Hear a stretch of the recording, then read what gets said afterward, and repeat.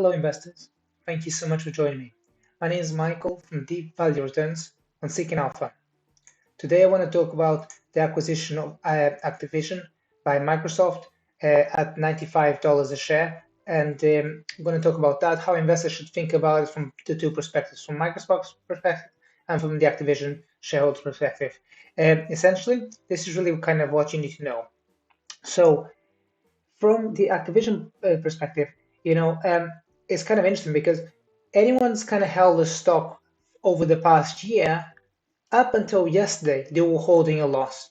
But the most difficult thing for the investor right now is to just have a bit of stamina and just say, okay, I'm kind of getting, there's been a bump in the share price of approximately 25%, and just to wait because Microsoft is making the acquisition and they're saying, okay, if you look at Microsoft's balance sheet as of last quarter, they had approximately 75 billion of net cash. They have some debt, and if you look at the whole of the cash and equivalents, and you subtract out the debt, you end up with approximately 75 billion of net cash. And they have a breakup fee of 3 billion. So, for all intents, all the parties here are very much determined to push this over the barrier and get this signed and deal completed.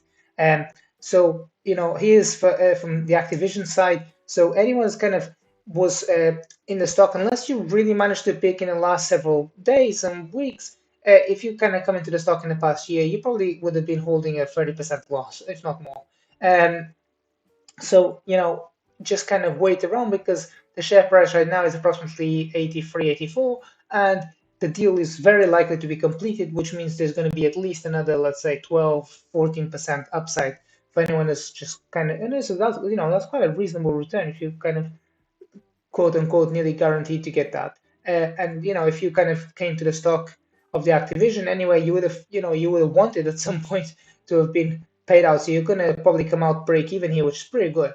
And so from the Microsoft perspective, they're looking to enhance the reach of their gaming portfolio. Now, in the past year, think about this: how many companies have looked to gaming towards expanding their portfolio and their revenue stream? So, like the one that came to my mind straight away was Disney, and they've kind of even taken it a step further to reach out to their audience and actually looking to embrace wagering, betting. And so, gaming is just such a huge industry, and it's rapidly growing. And you've seen countless companies come to the market in the past year, just with this angle. Some have been well received, some have not been well received, but the point of the fact remains: gaming is huge. It's going to expand over the next 5, 10 years. It's going to be even bigger. Nadella actually talks about a sense of belonging when you are able to play these games wherever you are, being part of a community.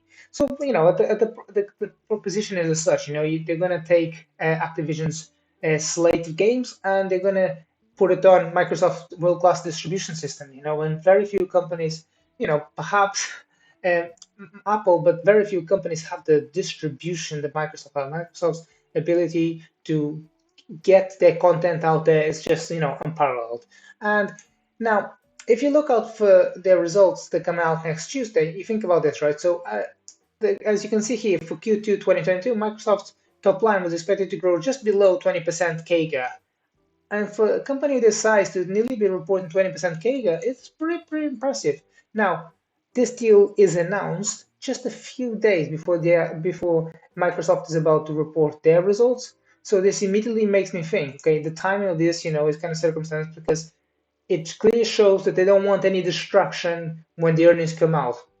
They want the investment community to digest this announcement of Activision and not to be able to, and when the earnings actually do come out, people can be focused. I believe that implies there's some further good news to come out from those results. Now, when it comes to Microsoft, the valuation, Microsoft is like a dog. It's not just for Christmas, it's for life, right? So it's one of those few investments that it truly pays to be able to sit on one hand, and that's really, really difficult for a shareholder. But as a sanity check, right? So the stock is priced at 33 times this year's earnings. Now, that's not sales, that's not an adjusted EBITDA number, that's, actual earnings. Now, it is a non-GAAP earning, but, they very much put it in that ballpark anyway. So paying 33 times earnings for a business that, with a high quality Microsoft, very little need for capex. I mean, that's pretty much very attractive.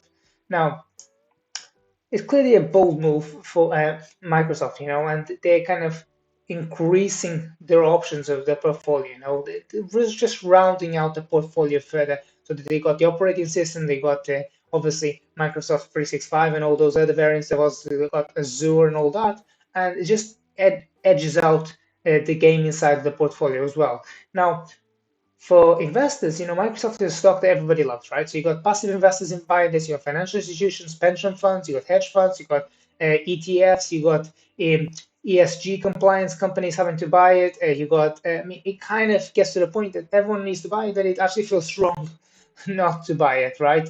And as I already alluded to several times, from Activision's perspective, they're really, the most difficult thing they're asked to do is just sit on their hands. And from the investor's perspective, I get that. It's really, really difficult to just sit on your hands and say, okay, if I just hold on till the deal is actually completed, I'm going to get paid another 12 to 14% upside. And it's gonna the urge in the coming days and when worries and it's like, oh, the deal's gonna fall through and this and that. There's gonna be so much bad news kind of hitting that it's gonna be really difficult for them to just sit tight.